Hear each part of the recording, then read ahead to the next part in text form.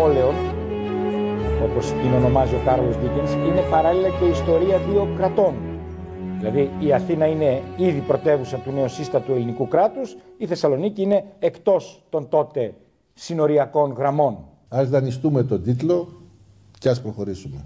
Συγκρίνοντας την Αθήνα και τη Θεσσαλονίκη στην αρχή του 20ου αιώνα, όταν είχαν τον ίδιο πληθυσμό, με αυτό το κριτήριο. Η Αθήνα είναι πρωτεύουσα του νέου ελληνικού κράτους. Με το πανεπιστήμιο, με την αρχαία δόξα, με τους γλωσσαμίντορες, με τους αγώνες για τη δημοτική και την καθαρεύουσα, με τους αγώνες για τη μεγάλη ιδέα. Αυτό το κράτος λοιπόν πτωχεύει στα χρόνια του Τρικούπη. Και ωστόσο σε 4 χρόνια καταφέρνει και οργανώνει τους πρώτους Ολυμπιακούς αγώνες, τους πρώτους σύγχρονους Ολυμπιακούς αγώνες.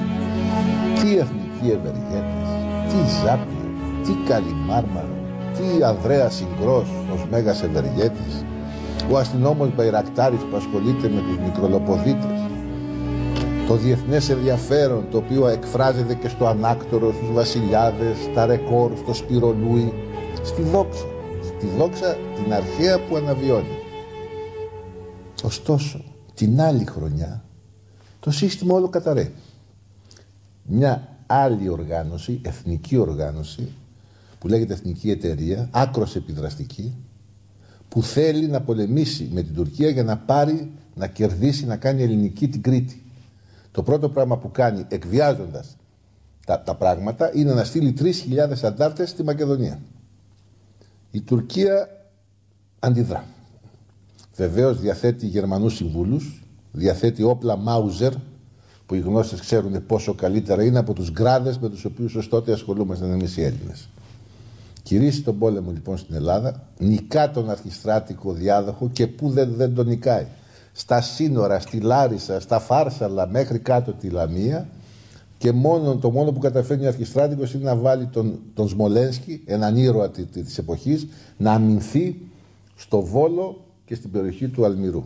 Ωστόσο οι Έλληνες ηττώνται, βρίσκονται στη Λαμία, ντροπιασμένοι, και εκεί τους βρίσκει ανακοχή.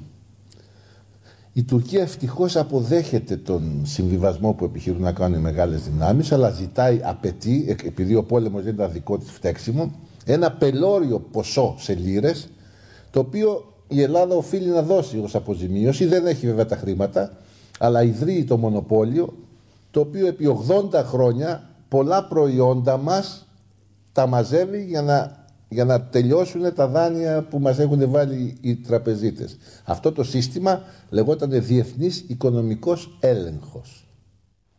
Σπίρτα, τράπουλες, τι άλλο? Πετρέλαιο, πολλά, αλάτι. Και αυτό που καταλαβαίνω εγώ είναι ότι κάθε φορά που η Αθήνα οργανώνει Ολυμπιακούς, από πίσω καιροφυλακτεί μια καταστροφή. Ολυμπιακή το 1896, το μαύρο 97 με τους Τούρκους έξω από το Ζητούνι. Ολυμπιακή το 2004, το μαύρο 2011 με το Διεθνές Νομισματικό Ταμείο να μας χτυπάει πάλι την πόρτα. Και όχι μόνο αυτό, αλλά και κάθε φορά που οργανώνονται Ολυμπιακοί στην Ελλάδα εκ μέρους των Αθηνών, αυξάνεται και η απόσταση ανάμεσα στην πρωτεύουσα και στην δίθεν συμπρωτεύουσα. Θέλω να πω ότι μεγαλώνει η ψαλίδα ανάμεσα στη Θεσσαλονίκη και στην Αθήνα. Οι ίδιοι πληθυσμοί ανέφερες στις αρχές του 20ου αιώνα, και η Θεσσαλονίκη τότε είχε πρωτογενή βιομηχανική παραγωγή. Η Θεσσαλονίκη τότε έραβε τα κουμπιά του Αυστριακού στρατού και δι των αξιωματικών, τα χρυσά κουμπιά που μαχόταν με τους Οθωμανούς. Εμπόριο διόλου ευκαταφρόνητο, πρωτογενής παραγωγή. Τώρα ούτε τριτογενή τομέα δεν έχει στη βιομηχανία της. Άσε ρε πάνω. Δεν έχεις άδικο. Στο ίδιο διάστημα που η Αθήνα ακμάζει και παρακμάζει και παρόλα αυτά ξεπερνάει τις δυσκολίες, η Θεσσαλονίκη αρκετά έγκαιρα ξεφλουδίζεται από το παλιό της θαλάσσιο τείχος. Η Θεσσαλονίκη βλέπουν για πρώτη φορά τη θάλασσα. Χτίζεται ένα καινούριο λιμάνι, λαμπρό. Κατεδαφίζονται τα τείχη από το Λευκό Πύργο μέχρι περίπου την Εγνατία Οδό. Ιδρύονται 4 καταπληκτικές λεωφόροι που κυκλώνουν κατά κάποιο τρόπο την παλιά πόλη. 2 πυρκαγιές, ιδίως η πρώτη του 1890, δημιουργεί μια καινούρια μοντέρνα γειτονιά με υποδάμιο σύστημα, απελευθερώνοντας όλα τα αρχιτεκτονικά στυλ που μπορεί να φανταστεί κάποιος, γιατί εκεί κάθε πληθυσμιακή ενότητα Άλλη αγαπάει τον εκλεκτισμό, άλλη αγαπάει τον νεοκλασικισμό και έτσι βλέποντας την πολυτελή κατοικία κάποιου εμπόρου ξέρεις και από πού κατάγεται. Αυτό το πράγμα λοιπόν φέρνει μια μεγάλη έκρηξη ανάπτυξης. Από ό,τι καταλαβαίνω, μια πυρκαγιά είναι πάντα απαραίτητη για να αναρρυθμιστεί το ρημοτοπικό της σχέδιο. Δεν ξέρω αν πρόκειται και να αναβαθμιστεί, διότι μια πυρκαγιά το 1890 έφερε στο φως μια Θεσσαλονίκη πραγματικά σύγχρονη και ευρωπαία για την εποχή εκείνη. Μια δεύτερη πυρκαγιά το 1917 και με τα ματαιωμένα σχέδια του Εμπράρ οδήγησε στην πόλη που έχουμε σήμερα. Το 1882, μαζί με την ίδρυυση και την αποχέτευση, η Θεσσαλονίκη αποκτά το πρώτο αξιόπιστο τοπογραφικό της. Από εκεί και πέρα καταβάλλονται και άλλες μεγάλες προσπάθειες εξυγχρονισμού από τους Οθωμανούς. Βελτιώνεται η βιομηχανία. Υπάρχει σιδηρόδρομος. Υπάρχει εδώ και 20 χρόνια τηλέγραφος. Δεκάδες εφημερίδες και πάρα πολλές τράπεζες. Το νέο λιμάνι και το νέο σχέδιο της πόλης με τις νέες προοπτικές δημιουργεί προάστια στα ανατολικά, βιομηχανίες στα δυτικά και συγκέντρωση πρωτογενούς αγροτικής παραγωγής από τα μεγάλα οθωμανικά και εβραϊκά κτίσματα της περιοχής Ίγκλης.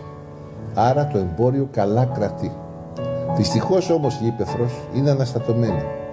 Οι πρόσφυγες έρχονται από όλα τα μέρη της Οθωμανικής Αυτοκρατορίας, είναι λίγο ασφαλέστερη η Θεσσαλονίκη, στα δυτικά.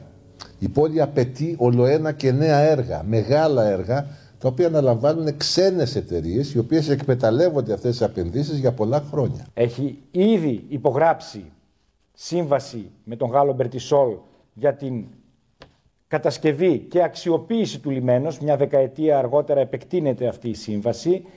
Έχει ήδη την πρώτη ηλεκτρική εταιρεία, έχει τραμ, τρένο που τη συνδέει με το μοναστήρι και 130.000 πληθυσμό, όσο ακριβώς και η Αθήνα. Υπήρχε και ένα πολύ μεγάλο εργατικό δυναμικό, το οποίο σε αυτά τα χρόνια που μιλάμε ξεπερνούσε παρακαλώ τους 15.000 εργάτες, κυρίως τα καπνά.